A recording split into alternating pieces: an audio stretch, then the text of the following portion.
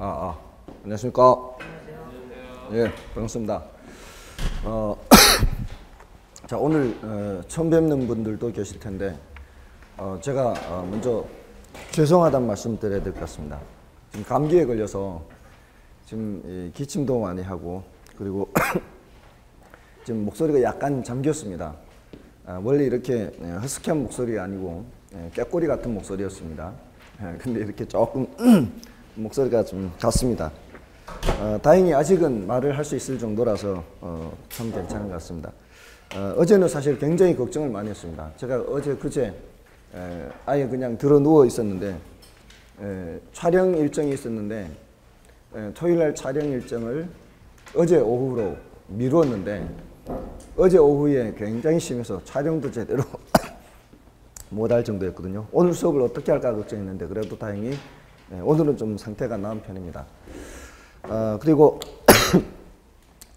이제 처음 시작하시는 분들인가요? 처음 뵙는 분들은 처음 시작하시나요? 처음 시작하시는 분들은 일단은 어떻게 공부하는지 그 전략을 좀 짜야 돼요. 그래서 전체적으로 시간을 어떻게 안배를 할 거냐. 공부를 6일을 한다면 월화수목금토 일주일에 6일을 하는 겁니다.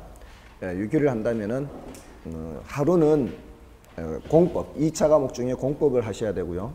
그다음에 이제 이틀 정도는 개론, 부동산 학개론을 하셔야 되고요. 그다음에 3일은 민법을 하셔야 됩니다. 여기서 말하는 공부는 복습을 말하는 거예요. 지금 여기 수업을 듣고 집에 돌아가셔서 복습을 하셔야 돼요. 아무것도 안 하면은 안 돼요. 한 30분 정도는 최소한 그날 했는 게 뭔지 스크린 정도를 해야 나중에 어느 정도는 생각이 납니다. 보통 이제 일주일에 한 번 수업을 듣기 때문에 집에 가서 하나도 하지 않으면은 다음 주에 와서 무슨 소린가 전혀 기억을 못 합니다. 그러니까 직장 생활을 하시는 분들이 많겠지만 힘들더라도 집에 가서 꼭 복습을 하시기 바랍니다. 그래야만 여러분들이 지금 애쓰시는 그 노력이 결실을 맺을 수가 있습니다. 지금 이렇게 나와서 거의 4시간에 가까운 수업을 듣는데도 불구하고 그 30분을 집에 가서 하지 않음으로써 나중에 결실을 못 맺게 된다면 그만큼 억울한 게 어디 있겠습니까? 그러니까 기왕 애쓰는 만큼 합격할 수 있도록 공부하는 게 좋겠다, 이 말씀을 드리는 겁니다. 그래서 반드시 집에 가서 복습을 꼭 하시기 바랍니다. 그 복습하시는 게 공법은 이제 그날만 복습을 하는 거고요. 토요일이죠. 토요일이 공법이죠. 그다음에 개론은 오늘 월요일 하고 또 민법이 수요일인가요? 민법이 수요일이면은 개론을 월요일 하고 한 목요일 정도 하는 게 좋겠네요. 좀 떨어뜨려서 한 과목을 좀 떨어뜨려서 하는 게 좋습니다. 그리고 민법이 수요일이면 수요일, 금요일, 그 다음에 화요일 이렇게 하는 게 좋겠죠. 화요일, 수요일, 금요일 이렇게 민법을 하는 게 좋겠습니다. 이렇게 좀 떨어뜨려서 복습을 하는 것이 조금 더 효율적입니다. 그리고 이 공부를 다 하는 게 아니고요. 여기 있는 내용 다를 하는 게 아니고 그 중에서도 중요도가 높은 게 있고 중요도가 낮은 게 있습니다. 이게 이제 과목별로 모두 다 그렇게 되어 있는데 수업하실 때 어떤 부분이 더 중요한지 덜 중요한지를 꼭 표시를 하셔야 됩니다. 그렇게 해야만 학습할 시간을 많이 줄일 수가 있어요. 어쨌든 이러한 내용들을 제가 1월달 첫 시간에 말씀을 드렸거든요. 자세하게 1월달 첫 시간 30분 정도에서 40분 정도로 제가 말씀을 드렸을 거예요. 그러니까 오늘 처음 오신 분들은 공부를 시작하시기 전에 반드시 1월 첫째 주 3, 40분 앞에 1교시 그 내용을 반드시 동영상으로 확인하시기 바랍니다. 이게 그렇지 않고 공부를 하게 되면은 막연하게 하는 것밖에 안 돼요. 그냥 맹목적으로 공부를 하는 것밖에 안 됩니다. 그러니까 전체적인 밑그림을 그린 후에 거기에 따라 실천을 해야 효과적으로 공부할 수 있습니다.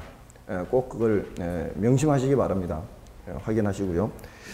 그리고 자, 이 부동산 학개론은 지금 여기 교재에 있는 내용이 뭐가 중요한가 하면은 중간중간에 문제가 있죠. 문제.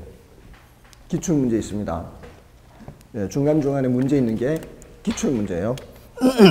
단원이 끝나면 문제가 있죠. 그게 이제 모두 다 최근 10년간 기출문제입니다. 그리고 맨 끝에는 이제 작년 문제고요.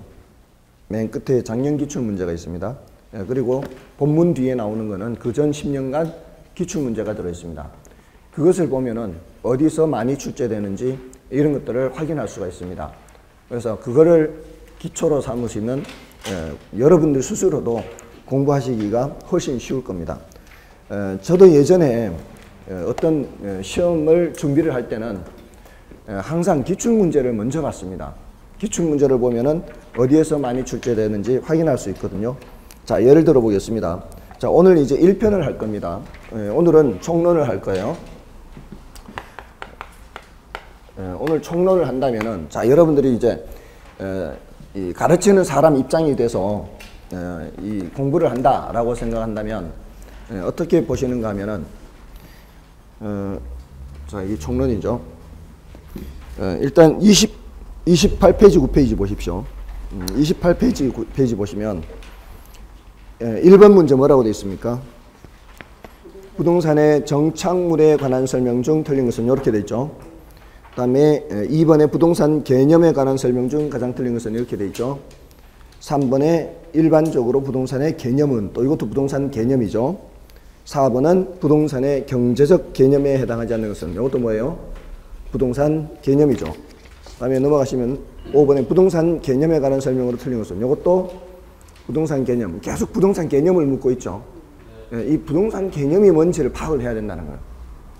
질문이 이렇습니다. 질문이 부동산 개념 이렇게 물으니까 내가 준비를 해야 되는 것도 부동산 개념이 뭔지를 준비를 해야 된다는 거죠. 그렇지 않습니까? 그게 올바른 학습 방법이란 얘기예요. 이게 최근 10년간 그러니까 작년 빼고 그전 10년간 이렇게 물었다는 겁니다. 그러니까 5문제 나왔죠. 5문제가 출제됐다는 얘기는 2년에 한 번꼴로는 부동산 개념을 물었다 아닙니까? 그러면은 이게 2년에 한 번꼴로 출제되는 정도구나. 그러면은 야, 이거 상당히 나올 가능성이 많구나. 이렇게 이해를 할 수 있다 이 말이에요. 다음에 또 이제 부동산 분류죠. 다음에 부동산 분류도 넘어가 보십시오. 57페이지부터 보십시오.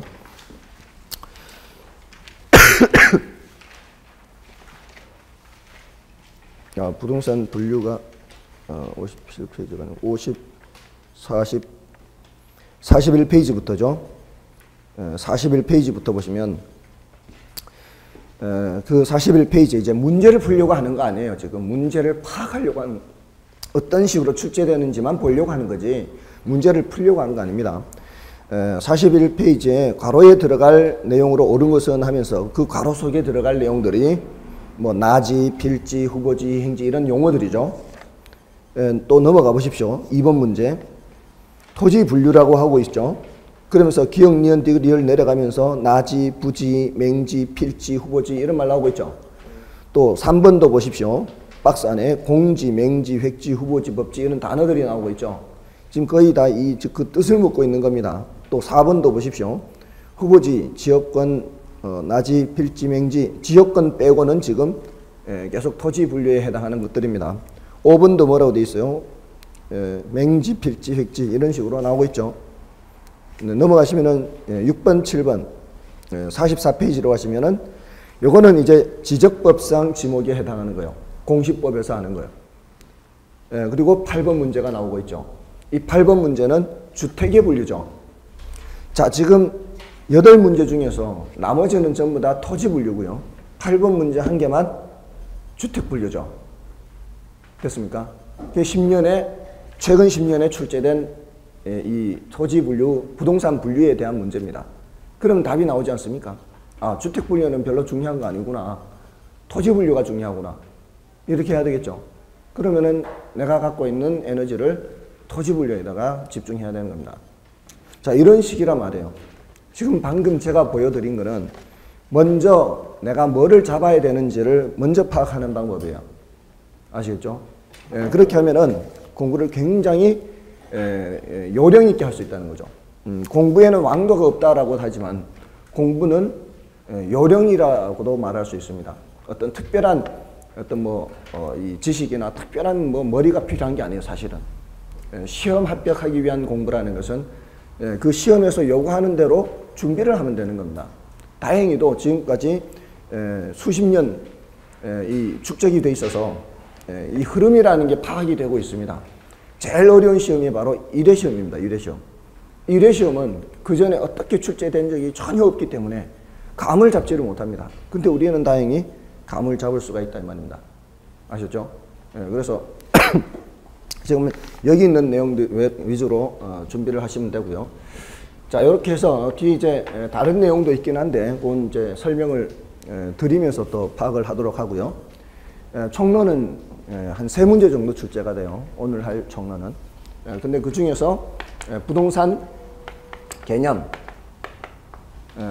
개념하고요. 또 부동산 분류.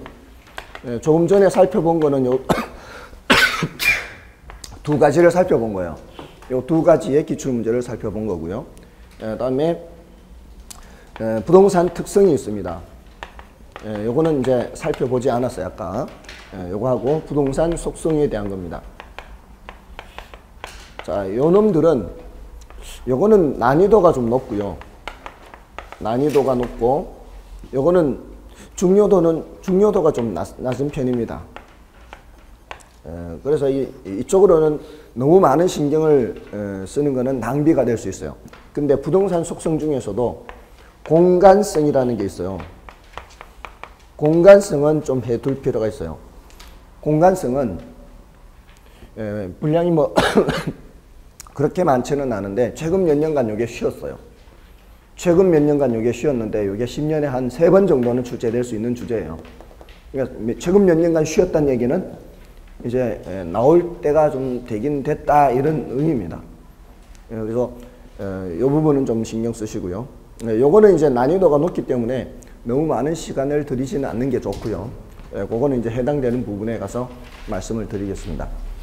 그리고 이제 바로 부동산 개념 요거부터 출발하겠습니다. 자, 지금 아까 보셨죠? 최근 10년간 5문제 나왔죠? 그전 10년이죠. 하여튼 앞으로는 이걸 이제 말씀을 드릴 때는 10년간 5문제 이렇게 표현을 하겠습니다. 10년간 5문제가 출제됐는데 계속 부동산 개념 이렇게 했는데 도대체 뭐가 부동산이냐 그거 얘기하려고 하는 거예요, 지금. 부동산 개념. 자, 근데 그 부동산이라고 하는 것이 뭐냐 이렇게 하는데 보통은 그냥 우리가 뭐라고 생각하면 돼요. 토지하고 건물 이렇게 보통 얘기하잖아요. 부동산 하면은. 근데 그렇게 얘기하는 거는 굉장히 좁게 얘기하는 거예요. 굉장히 일정 부분만 얘기하는 거예요. 학자들이 부동산이라는 것을 정할 때는 어떤 한쪽 측면만 보고 얘기하는 게 아니에요. 우리가 부동산 활동을 할 때도 어떤 한쪽 측면만 하는 게 아니라 여러 가지 측면을 다 살펴보거든요.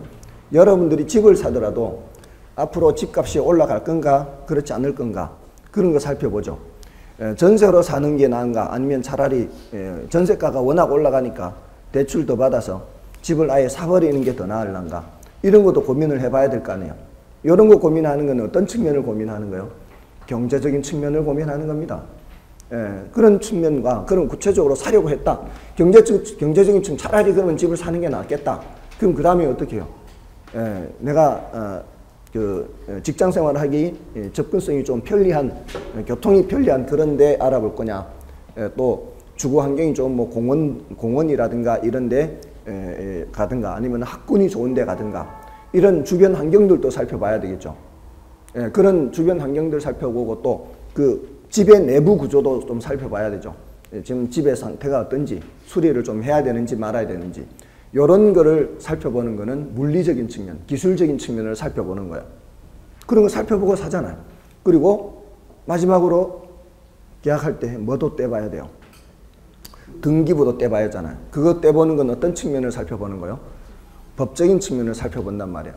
그러니까 우리 부동산 활동을 할 때 경제적인 측면이나 법적인 측면, 기술적인 측면 또는 물리적인 측면을 모두 살펴본단 말이에요. 그러니까 부동산 이제 거래 활동이라고 하거든요, 방금 여기. 근데 거래 활동에서만 그런 게 아니라 부동산을 개발할 때도 그러고 부동산을 관리할 때도 그러고, 그러니까 부동산학 처음서부터 끝까지 거의 대부분 거의 대부분 법경기가 계속 나옵니다. 그래서 여러 측면에서 본다 이 말이에요. 부동산 개념을 볼 때도 이것도 복합 개념으로 파악한다 그래요. 복합 개념으로. 복합 개념으로 파악. 이게 이제 법적인 측면과 경제적인 측면, 기술적인 측면을 모두 살펴본다 이 말입니다. 그래서 법적인 측면의 부동산, 법적 또는 제도적 그래요. 법적 개념, 또 경제적 개념 이렇게, 또 기술적 개념 또는 물리적 개념, 개념도 이렇게 나누어서 살펴본다 이 말입니다. 자, 그러면 법적 개념은 어디서 살펴보는 거겠어요? 법 규정에서 살펴보는 법 규정. 법 규정인데 그 중에서도 가장 기초가 되는 법이 무슨 법? 민법이죠. 자, 이제 1월 달부터 하신 분들은 좀 기억이 나겠죠? 이게 뭐였죠? 이게 민법에서 부동산을 뭐라고 했죠? 상당히 공부를 많이 하신 것 같습니다. 소발의 질을 아닌데 소발의 집밟기. 거의 바로 나온 정도이면 그 정도가 아닌데요. 협의의 부동산. 협의의 부동산 해서 많은 법들 중에서 민법이라는 법이 있어요. 많은 법들 중에서 민법이라는 법이 가장 기초적인 법이거든요. 그 법에서 부동산이라는 걸 정해놨어요. 부동산 개념이 뭔가 하면은 토지하고 그 정착물이라는 거예요. 건물이 아니에요. 조심해야 돼. 이런 표현을 들었을 때 지금까지 토지와 건물 이렇게 생각했던 사람들은 요거를 보고는 생각을 달리 바꿔야 돼요. 건물이 아니네. 정착물이네. 이렇게 해야 돼요. 그럼 정착물이 뭐예요? 정착물이. 요걸 이제 알아야 되는 거예요. 요 내용을 이제 자세히 해야 될 겁니다. 자, 이제 지난 1월 달까지는 여기까지밖에 잘 안 했어요. 조금 늘었어요. 조금. 근데 오늘은 이제 여기에 대해서 자세히 말씀을 드릴 거예요. 그다음에 이제 광의의 부동산이 있겠죠. 협의의 부동산이 있으면 광의의 부동산은 민법 말고 다른 법이 또 있어요. 다른 법이. 법 중에 민법 말고 다른 법. 기타 많은 법들이 있어요. 그 뭐 말할 수 없을 만큼 많잖아요. 그런 법들에서 이 민법상 부동산하고 비슷하게 취급하는 그런 물건들을 포함해서, 그러니까 이 위에 있는 토지 및 그 정착물을 그대로 얘기하고 그거 말고 다른 게 있어요. 준부동산 하는 게 있어요. 이 준부동산은 의제 부동산이라고도 해요. 이거는 민법상 부동산이란 얘기예요. 부동산이 아니란 얘기예요. 민법상 부동산이 아니란 얘기죠. 근데 민법상 부동산처럼 취급한다는 거죠. 그게 뭐냐면은 민법상 부동산이라고 해서 이 협의의 부동산은 민법상 부동산, 민법 99조 1항인데 그 99조 1항은 알 필요는 없고요. 여기서 민법에서 부동산은 이 공시방법이라는 게 공시방법이 등기입니다. 등기. 자, 이게 이제 어려운 표현인데요. 등기. 민법상 부동산은 다른 사람이 그 소유주가 누군지 또는 지상권이 또는 저당권이 설정되어 있는지 안 되어 있는지 확인하려면 뭘 떼봐야 된다고요? 등기부를 떼봐야 돼. 등기부. 부동산은 공시방법이 등기다 하는 것은 권리관계를 확인하는 방법이 등기부를 떼봐야 돼요. 공적 장부를.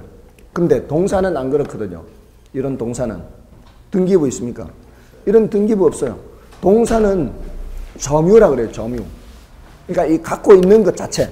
이 갖고 있는 거 보고 저 사람 거겠구나 이렇게 얘기하는 거예요. 그러니까 여러분들이 갖고 계시면 그게 점유 상태예요. 그 점유 상태를 보고 저분 거겠구나 이렇게 하는 거는 동산이에요. 동산. 그런데 요 준부동산은 뭔가 하면은 민법상은 동산일 수도 있어요. 민법상 동산인데도 불구하고 그 소유주를 확인하기 위해서는 그런 장부를 떼봐야 되는 거예요. 점유하고 있는 것을 가지고 판단하면 안 돼요. 예를 들어 제 자동차요. 제 자동차를 제가 키를 갖고 시동 걸고 타고 다닙니다. 오늘 또 가져왔습니다. 그러면은 제가 그걸 점유하고 있는 거예요. 키를 갖고 이거 타고 다니면서 뭐 세차도 제가 하고 기름도 제가 넣고 이게 무슨 상태요? 점유 상태요. 근데 그 차가 제 걸까요? 다른 사람 걸까요? 확인하려면은 그냥 제가 점유하고 있는 것만으로는 안 된다고요. 뭘 떼봐야 돼요? 자동차 등록원부를 떼봐야 되거든. 장부를 떼봐야 돼. 그게 뭐하고 비슷하단 말이에요. 부동산하고 비슷하죠. 그래서 사람들이, 학자들이 그런 것들을 준부동산이라고 얘기하는 거예요. 참 재미있죠. 이럴 때는 좀 재밌다라고 대답을 좀 해줘야 되는데, 아니 그렇잖아. 좀 비슷하구나. 그렇게 해서 준부동산이라고 하는구나. 이런 식으로 분류를 한다는 거죠. 그러니까 요거는 실제 생활에서 하는 말은 아니죠. 실제 생활에서 하는 말은 아니지만 그럴 수 있겠구나 이렇게 하는 거죠. 그렇지만 우리가 실제 생활에서는 사용하지 않지만 우리가 공부를 잘하는 이 마인드가 있는 사람들은 어떻게 하는가 하면은 오늘 딱 집에 가면서 버스를 타더라도 준부동산 타고 간다. 이렇게 하는 사람은 마인드가 있는 사람들이에요. 이런 사람들은 원래 반드시 합격이에요.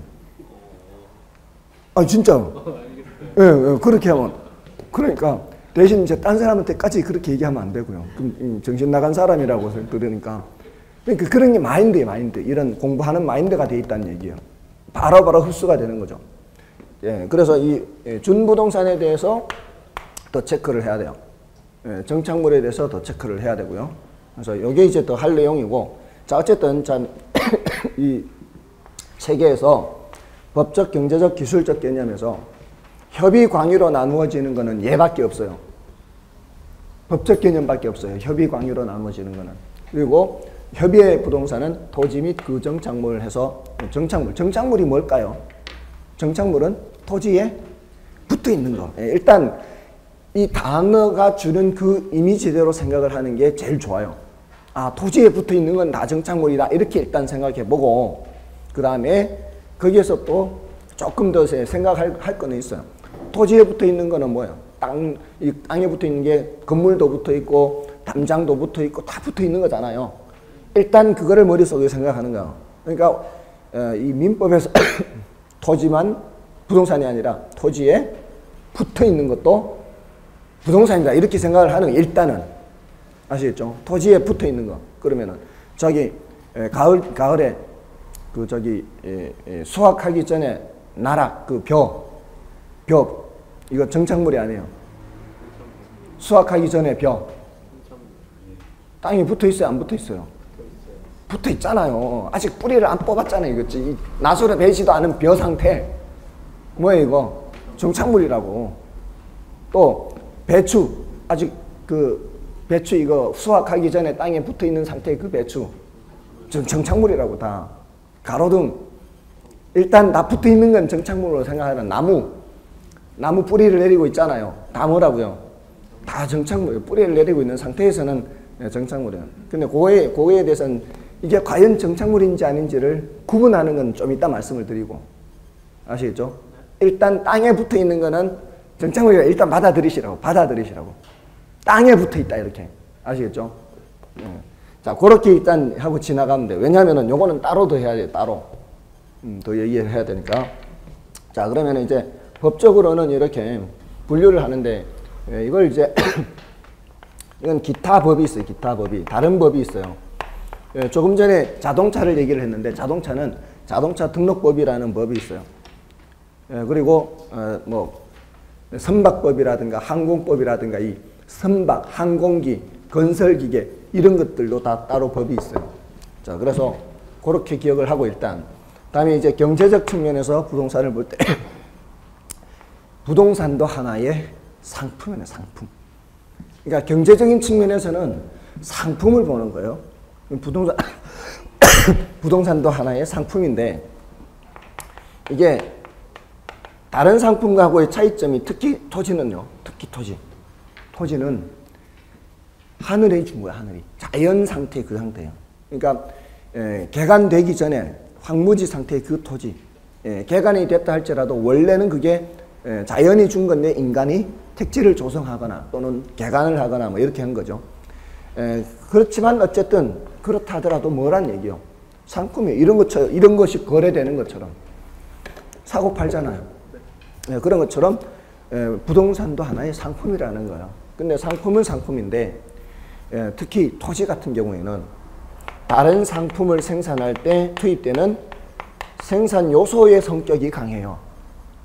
우리가 뭐 자동차를 만들든 스마트폰을 만들든 공장이 있어야 될 거 아니에요. 공장 건물 지으려면은 땅이 있어야 될 거 아니에요. 그 땅에다가 공장 지어야 될 거 아니에요. 그러면은 그 땅도 필요하다 이 말이에요. 그 땅이라든가 건물 이런 것들은 자동차를 만들기 위한 뭐가 되는 거예요? 생산 요소가 되는 거예요. 됐나요? 물론 거기에 이제 다른 생산 요소도 들어가야 되죠. 노동이라는 생산 요소라든가 자본이라는 생산 요소가 들어가야 되겠지만 이런 생산 요소의 성격이 강해요. 어떤 놈이? 특히 토지가. 그다음에 소비재의 성격도 있어요. 소비재. 이 토지가 소비재 성격도 있습니다. 내가 주차장이 부족하거나 정원을 더 넓히고 싶을 때 그걸 더 넓히기 위해서 이웃집, 옆집에 땅을 사거나 할 때는 무언가를 다른 상품을 생산하기 위해서 토지를 수요하는 게 아니죠. 그럴 때는 아무리 토지라 해도 소비재 성격이 있어요. 근데 어떤 성격이 더 강하냐는 거예요. 토지는 이쪽보다는 이쪽 성격이 강하죠. 생산 요소 성격이 강해요. 근데 주택, 부동산 중에서도 토지 말고 주택은 뭐예요?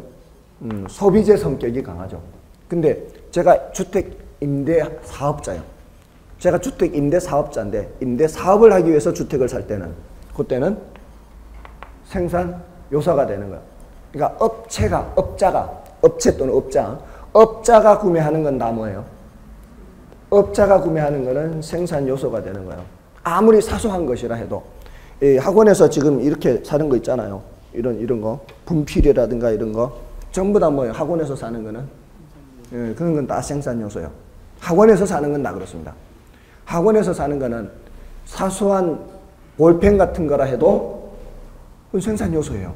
볼펜 없으면 제대로 업무 처리 못 하잖아요. 뭔 뜻인지 아시겠죠? 업체에서 구매하는 거는 모두 다 뭐라? 모두 다 생산 요소입니다. 자, 근데 이게 어느 쪽의 성격이 더 강하냐 그런 게 있는 거죠. 토지는 생산 요소 성격이 더 강하고 주택은 소비재 성격이 더 강합니다. 그리고 경우에 따라 자본이라고도 해요. 부동산을. 이제 앞으로 생산 요소란 말이 계속 나올 건데 따로 말씀을 드릴게요. 생산 요소는 2분법하고 하는 게 있고 3분법 하는 게 있어요. 둘로 나누고 셋으로 나누는 게 있는데 셋으로 나눌 때는 노자토 그래요. 노자토. 노동, 자본, 토지 이렇게 얘기합니다. 계속 앞으로 나올 거예요. 노자토. 노동, 자본, 토지. 이렇게 하면은 3분법으로 얘기하는 거고요. 자본과 토지를 합쳐서 그냥 자본으로 묶어버리는 경우가 있어요. 이러면 어떻게 해요? 노자. 이렇게. 이러면은 2분법이에요. 2분법. 그래서 우리 부동산학에서는 토지를 여기 속에 쏙 집어 넣어버리면 안 되잖아요. 우리 부동산학에서는 3분법으로 주로 얘기해요. 3분법. 부동산학에서는. 근데 경제학에서는 3분법 잘 얘기 안 해요. 경제학에서는 그냥 노자 이렇게 해버리면 끝이에요. 부동산학이니까 노자토 이렇게 얘기를 하는 거야. 그러니까 경우에 따라 예가 돼버릴 수도 있어요. 경우에 따라. 됐나요? 다음에 이 경우에 따라 이제 인간에게 중요한 자산이기도 하고요. 이런 측면, 이런 단어들은 보시면은 경제적 개념에서 얘기하는 거예요. 그러니까 이거는 그 내용을 묻거나 하지 않았어요. 그냥 단어만 구별을 하면 되는 정도였어요. 아까 그 문제를 한번 다시 볼까요?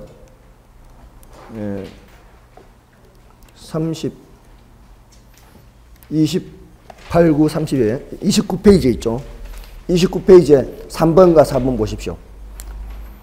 거기에 3번과 4번에서 묻는 그 용어들이 이러한 것이 어떤지를 자세히 묻는 게 아니라 그냥 구별만 한 구별. 3번에 뭐라고 되어 있습니까? 일반적으로 부동산의 개념은 물리적, 경제적, 사회적, 법, 제도적 개념으로 나눌 수 있다. 부동산의 경제적 개념과 거리가 먼 것은 이렇게 하고 있죠. 그러면서 생산 요소, 여기 있죠, 지금 이거. 자산 있죠. 자본 있죠. 뭐가 없어요? 공장재단이 없죠. 공장재단은 여기에 들어가는 거, 여기에. 소속이 여기에요, 공장재단은. 이따 할 거예요, 이따. 간단하죠. 지금 4번도 마찬가지죠. 4번에는 뭐가 없는 거예요? 환경이죠. 환경은 여기에 들어가는 놈이에요. 기술적으로 볼 때는 공간, 자연, 위치, 환경 이렇게 보거든요. 그래서 위치, 환경 이렇게. 자, 이런 것들은 단어만 구별하면 돼요. 내용이 특별히 있는 게 아니에요. 우리가 부동산 개념에서 아까 계속 부동산 개념을 정리한다면 얘네들은 단어만 구별하면 되는 거고 결국 공부를 해야 될 내용이 있는 것은 여기에 있는 여기 법 제도적 개념. 여기에서 협의 광의로 나누어지고 그 중에서도 내용이 있는 건 여기밖에 없어요. 그러면 이제 개념이라는 주제가 하나가 딱 정리가 되는 겁니다. 고맙습니다. 쉬는 시간에 먹겠습니다. 안 그래도 제가 지금 약을 치워서 오전에는 바로 그냥 주사 맞고 이 수업을 해서 약효가 지속될 동안은 괜찮았고요. 한 4교시쯤 되니까 약효가 거의 약발이 다 되니까 잘 안 되더라고요. 그리고 지금은 또 점심 먹은 것 때문에 점심 먹고 약간 지속되다가 지금 약효가 다 될 때가 됐어요. 아직 어느 정도 텀을 둬야 되잖아요. 이 약을 먹는 것도. 그래서 다음 시간쯤이면 좀 괜찮을 것 같습니다. 그래도 지금 상태가 굉장히 좋은 거예요. 약간 그 허스키한 목소리가 불분명하게 들리나요? 괜찮습니까? 발음만 제대로 분명하게 들리면 괜찮은데 다만 이제 제가 좀 막 안쓰러워 보이죠. 보시기에 막 애써서 말을 하는 것 같으니까 하여간 이 목이 이렇게 잠길 줄은 몰랐어요. 어제는 기침을 많이 했는데 오늘은 기침 조금 줄었는데 목이 이렇게 잠겨버렸어요. 그래서 따로 약을 병원에서 처방해 주지 않았는데 따로 약국에 가서 목이 잠기는 것 같다고 그래서 점심 먹고 따로 약을 사서 먹었어요. 그랬는데도 이 정도네요. 하여간 여기 이제 이런 것들은 그렇게 하면 되고 이제 요거하고 요 놈을 이제 좀 더 자세히 한다 이렇게 생각하시면 돼요. 자, 이제 다시 이제 앞으로 가셔서 정착물과 이 준부동산에 대해서 좀 더 살펴보겠습니다. 자, 일단 우리 교재에서는 20페이지에 부동산 개념에서요. 개설은 이제 여러분들이 좀 봐주시면 되고요. 부동산의 법적 개념이 먼저 나오고 있죠. 개설에서 법적 개념 하는 거는 제가 지난 1월달 수업에는 제가 이렇게 말씀을 드렸죠. 이렇게 여기가 법적 개념의 가지가 있고 여기가 경제적 개념의 가지가 있고 또 여기가 기술적 개념의 가지가 있다 이거죠. 그래서 저 요 세 가지를 모두 얘기하는 게 뭐고요. 복합 개념의 부동산 한다 그랬어요. 복합 개념으로 부동산을 보는 거죠. 복합 개념의 부동산. 그러니까 지금 이 법경기 다 보는 게 바로 무슨 개념이라고요? 복합 개념 부동산 이렇게. 자, 그 중에서 얘네들은 단어만 있으면 돼요. 바로 그냥 더 이상의 가지가 별로 없어요. 그냥 잎사귀가 바로 여기 달리는 거예요. 근데 얘는 뭐가 더 있다고요? 잔가지가 더 있다고 여기에. 요거는 이제 협의 광의로 나누어지는 거죠. 협의 광의로 나눠서 여기는 다시 잔가지로 이렇게 나눠진단 말이에요. 토지 및 그 정착물 그리고 준부동산까지. 요 내용이 조금 더 이제 들어가야 된다 이 말이에요. 그래서 지난 1, 2월 달에는 여기까지밖에 안 했단 말이에요. 이제는 요거까지 설명드리려고 하는 거예요. 자, 그 중에서 먼저 정착물이에요. 정착물. 자, 정착물이에요. 토지에 붙어 있는 거라 그랬죠, 아까. 일단 머릿속에는 그렇게 받아들여야 돼요. 토지에 붙어 있는 거. 자, 근데 이제 그 다음에 얘기해야 될 거예요. 자, 토지에 붙어는 있는데 자리를 옮겨서도 원래 용도대로 쓸 수 있다면, 자리를 옮겨서도 원래 용도대로 쓸 수 있다면, 그럼 붙어 있는 거라고 보기 어렵죠. 그렇잖아요. 사람이 구덩이 파가지고 허리까지 파묻었다 해서 그걸 정착물이라고 할 수는 없잖아요. 예? 예. 이 옮겨서도 똑같은 용도대로 사용할 수 있다면은 그는 정착물이라고 할 수 없단 말이에요. 자, 그래서 일단은 붙어는 있어야 되고요. 예를 들어 공중전화 박스 같은 거 보세요.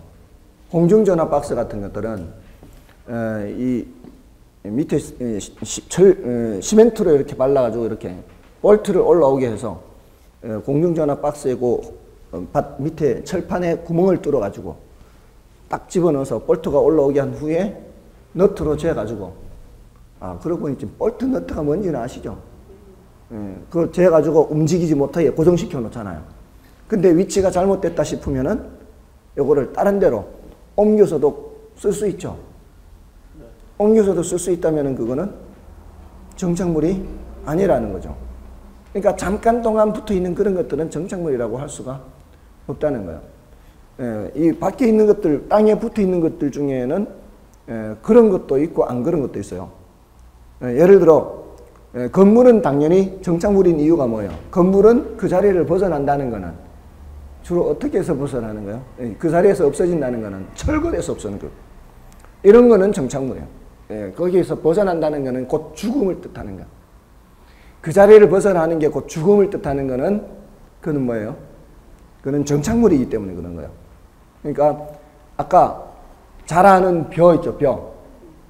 벼를 그 자리에서 제거한다는 거는 곧 벼 입장에서는 죽음이죠, 죽음. 그러면 걔는 뭐예요? 걔는 정착물이에요. 공중전화 박스는 정착물이 아니고 벼는 정착물이에요. 그럼 배추는요? 그 자리에서 벗어난다는 거는 죽음이죠. 걔 입장에서는 죽음이지. 그럼 뭐예요? 정착물이란 얘기예요. 또 저기 신호등 같은 거 위치가 잘못되면 다른 데로 옮겨서 쓸 수 있어요, 없어요? 있죠? 그건 정착물이다, 아니다? 정착물이 아니에요. 또 자, 나무, 가로수. 나무는 어때요? 나무는 그 자리에서 벗어난다는 게, 그 자리에서 벗어난다는 게 다른 데로 갖다 심어 놓기 위해서요. 거의 대부분이, 아니면 거의 대부분은 뭐예요? 그 자리에서 벗어난다는 거는 베어서 없어지는 거죠. 또 죽어서, 병들어 죽어서 없어지는 거죠. 맞나요? 산에 자라는 나무들은 다 뭐라고 볼 수 있어요? 정착물이에요. 뿌리를 받고 있는 것들은 그 자리를 벗어난다는 것은 거의 뭐를 뜻하는 거예요? 죽음을 뜻하는 겁니다. 예외적으로 옮겨 심을 수 있죠.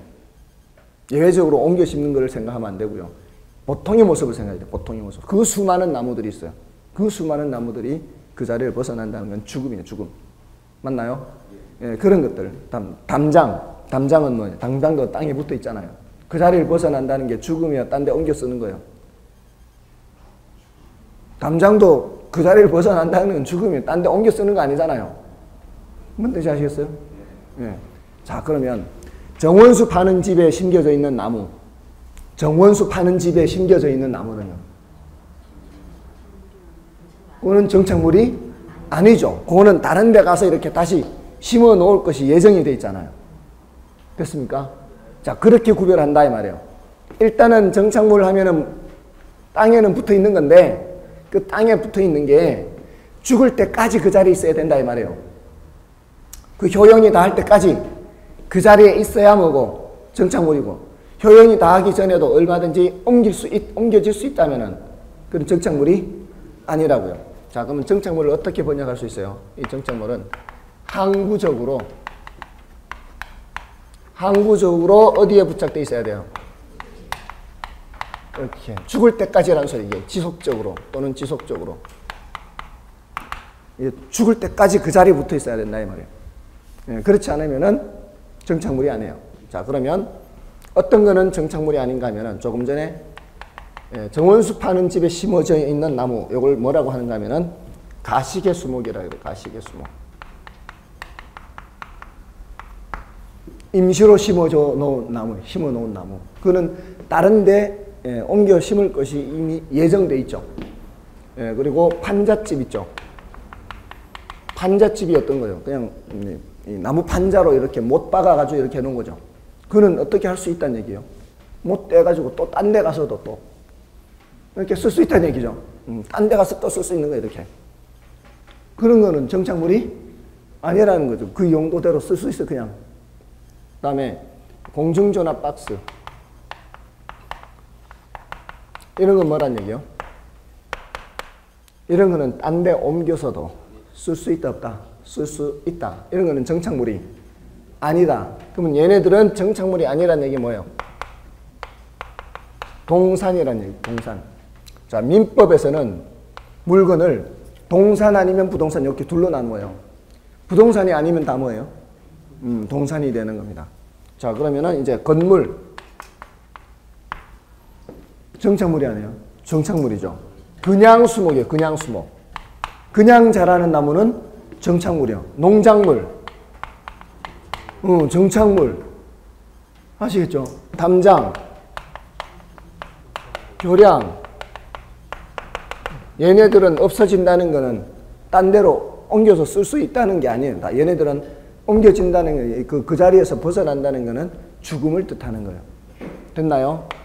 얘네들은 정착물이란 얘기죠. 정착물. 정착물이란 얘기는 얘네들이 다 뭐란 얘기예요? 부동산이란 얘기예요. 부동산. 됐습니까? 자, 근데, 자, 우리나라는 일본과 함께 여기서 끝나는 게 아니에요. 이 정착물이 얘네들은 정착물, 수목, 건물, 농작물, 담장, 교량, 얘네들은 다 뭐라고요? 정착물로서 부동산이에요. 그러니까 민법에서 뭐라고 했어요? 토지 및 그 정착물이 부동산이라고 했잖아요. 근데 자, 부동산을 정착물을 다시 이렇게 나누어요. 우리나라하고 일본에서만 그렇게 해요.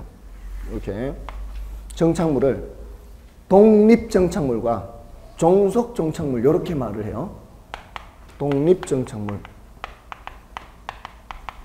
그리고 종속정착물 이렇게 얘기합니다. 이게 뭔 소린가 하면은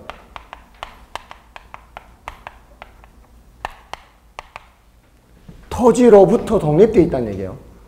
토지에 종속되어 있다 이런 말이에요. 그러니까 토지하고 관계를 얘기하는 거예요. 그러니까 정착물은 토지에 정착되어 있는 거니까 토지에 정착은 되어 있는데 물리적으로는 받고 있어요. 토지에. 물리적으로는 토지에 받고 있는데 이게 법적으로 토지와는 별도로 취급하느냐 토지 넘어갈 때 함께 넘어가느냐 이렇게 보는 거예요. 우리나라는 일본과 함께 건물은 따로 등기부가 있어요. 건물 따로 등기부 있는 거 아시죠? 예, 그래서 이 거래를 할 때 특히 단독주택의 경우에는 토지와 건물을 함께 등기부 써야 되는 거죠. 함께 거래해야 돼요. 예, 그래야만 같이 넘어가는 겁니다. 예, 그래서 우리나라에 법정지상권이라는 게 있어요. 혹시 민법에서 그거 나갔나요? 지난 1월, 2월 달에? 1월, 2월 달에 공부하신 분? 진실이 들었죠? 1월, 2월 달에. 민법에서 했어요. 법정지상권. 예, 법정지상권이 뭐죠?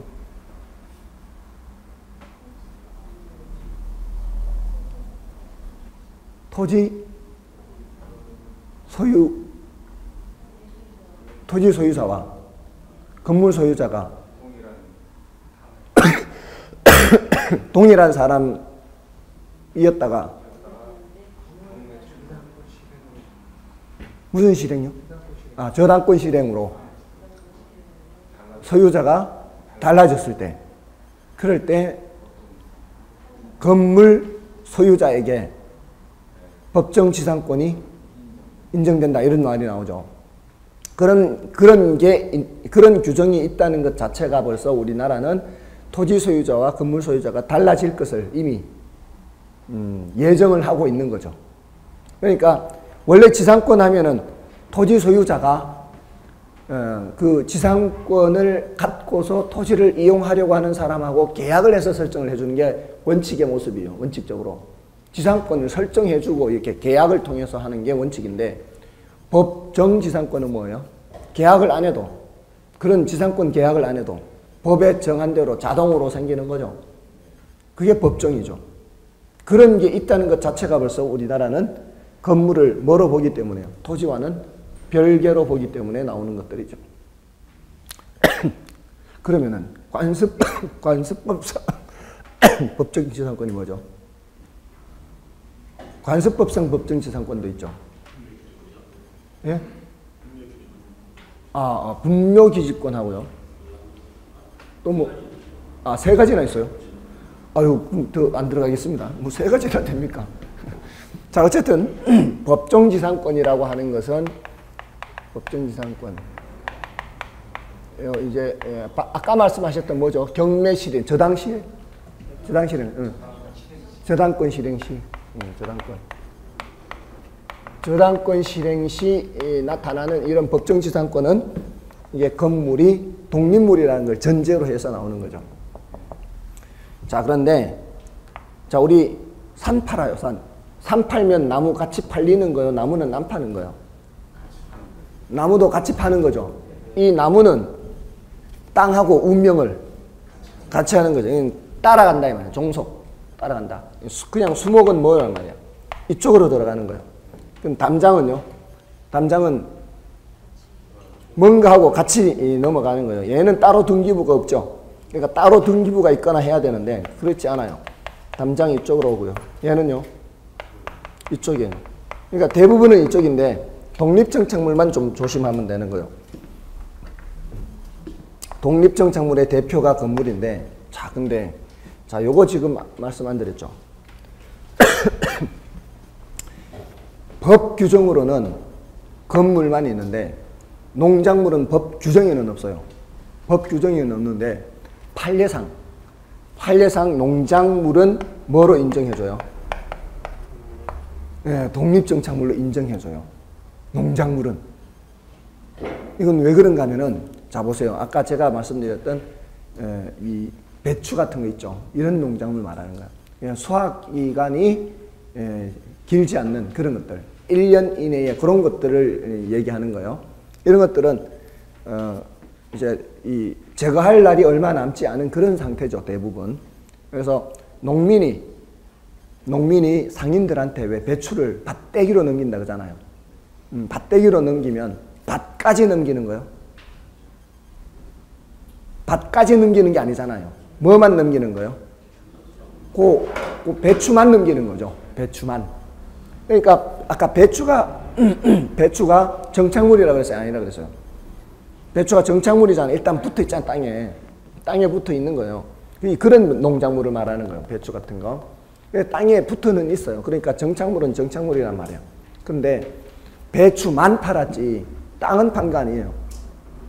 이거를 계속 팔았어요. 지금 자라고 있는 상태로 팔았어요. 자라고 있는 상태로 팔았잖아요. 그러니까 정착물인 상태에서 토지와는 별도로 팔았죠. 토지와는 별도로 운명이 달라졌잖아요. 땅은 농민 거고 이제 배추만 상인께 돼버렸잖아요. 그러니까 뭐예요? 독립물 있는 거. 맞죠? 농작물이 그렇단 말이에요. 농작물. 됐습니까? 자, 근데 농작물이 아니래도 이 수목 있죠. 수목. 산에 자라는 나무라도 괜찮고요. 우리 집 정원에 있는 나무라도 괜찮아요. 수목은 이렇게 하면 돼요. 명인 방법을 갖추면 돼요. 이 명인 방법은 특별히 어려운 것도 아니에요. 그냥 명찰만 달면 돼. 명찰 달아놓고 나무 껍질 또는 나무 껍질 깎아서 이렇게 이름 써넣기만 하면 돼요. 이러면은 이건 농작물은 아니잖아요. 수목은 농작물이 아니래도 이렇게 하면은 여기 뭐가 되는 거예요? 독립물이 되는 거예요. 이것만 따로 팔 수 있다 이 말이에요. 됐나요? 이런 것만 좀 조심하면 된다는 거죠. 이게 이제 할 내용 거의 다 한 거예요. 더 이상 들어갈 게 없어요. 뭐 조금 더 어렵게 얘기하자면은 뭐 명인방법 갖춘 미분리 과실 이런 것도 있긴 해요. 그거는 거의 민법 얘기, 민법. 혹시 민법에서 그런 거, 이런 거 했나요? 아, 했습니까? 그러면은 뭐 제가 더 이상 할 것도 없겠네. 민법에서 했으니까. 그죠? 그럼 그치요. 더 이상 할 거 없어요.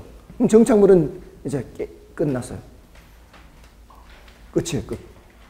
자, 그래서 자, 이 교재에서 정리를 해볼게요. 20쪽에 협의의 부동산 해서 협의의 부동산이란 민법상 개념으로서 토지와 그 정착물을 말한다. 그리고 부동산 이외의 물건은 동산이라고 할 수 있고요. 그다음에 토지는 토지는 여러분들 읽어보시되 반가로 2번 민법 212조 있죠. 요거는 중요한 조문입니다. 민법 212조 토지 소유권에 보면은 정당한 이익이 있는 범위 내에서 토지 사용에 미친다. 요거는 이따 다시 설명드릴 거고요. 바로 이제 밑에 괄호 2번으로 내려오시면 되고요. 정착물 해서 정착물은 사회 경제적인 면에서 토지에 부착되어 계속적으로 이용된다고 인정되는 물건으로서 이동이 곤란한 것을 말합니다. 정착물에는 사회적 경제적으로 독립된 물건으로 인정되는 독립물과 토지의 일부로 취급되는 부속물 또는 종속 정착물이 있습니다.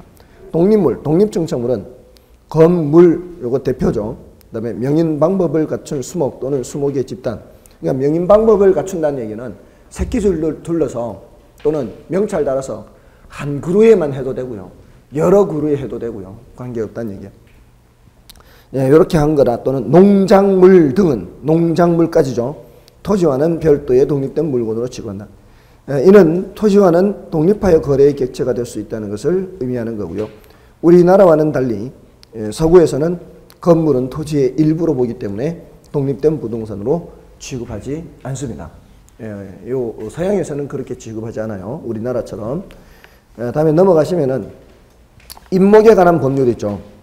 임목에 관한 법률상 수목의 집단인 임목도 등기된 수목의 집단인 임목도 독립된 거래의 객체가 됩니다. 임목은 등기부가 존재하므로 저당권 설정이 가능하나 명인 방법을 갖춘 수목은 저당권 설정이 불가능하다. 이 소리는 뭔 소리가 하면은 임목에 관한 법률이 있어요. 임목에 관한 법률. 요거는 요거하고도 조금은 관계가 있어요. 중부동산하고도. 이게 뭔가 하면은 산에 자라는 나무들을 측량을 해요. 측량을 하면 이제 지적 도면이 나오죠.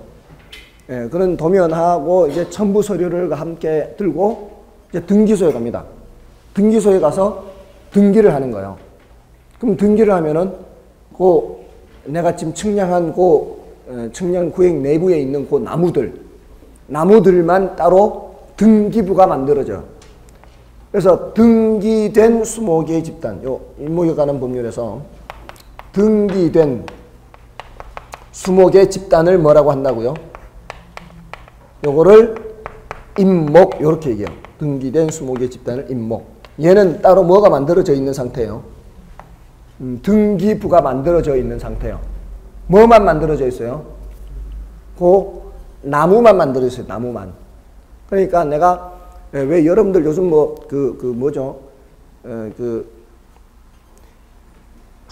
그거 할 때마다 헷갈리는데 피톤치드라 그래요. 치톤피드라 그래요. 예? 피톤치드라 그래요. 이게 피톤치드. 이게 웃지 마세요. 여러분들 그럴 때 있잖아요. 편백나무에서 그게 많이 나온다 그러잖아요. 그러니까 편백나무를 이렇게 자기 산에 이렇게 조림을 해놨는데 이게 캘 때가 됐다면 그거 참 돈이 많이 된다네요. 그게 한 50년 되면은 한 그루에 막 1,000만 원도 되고 막 그런다네. 50년 이상 되면 하여간 그거 괜찮을 것 같아. 어쨌든 그거를 이제 벌목을 할까요? 벌목을 하면 그 나무만 팔지 산은 안 팔잖아요 보통.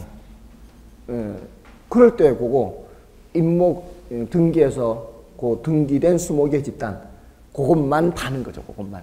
그러면 이제 그거 산 사람은 적당한 때 계속 몇 년 더 기다릴 수 있죠. 그 나무만 샀으니까 아직 벌목을 할 때가 안 됐으면은 그럼 그 나무만 나중에 이제 벌목할 때 떼서 나무만 벌목해 가는 거죠. 산은 계속 내 거고. 뭔 뜻인지 아시겠죠? 그런 식으로 하는 거예요. 그렇게. 요것도 뭐라고 볼 수 있는 거예요? 토지와는 독립돼 있어요? 안 돼 있어요? 토지와는 독립돼 있다고 봐야 되겠죠. 그렇게 독립돼 있다고 봐야 되겠죠. 됐습니까? 따로 거래할 수 있으니까 따로.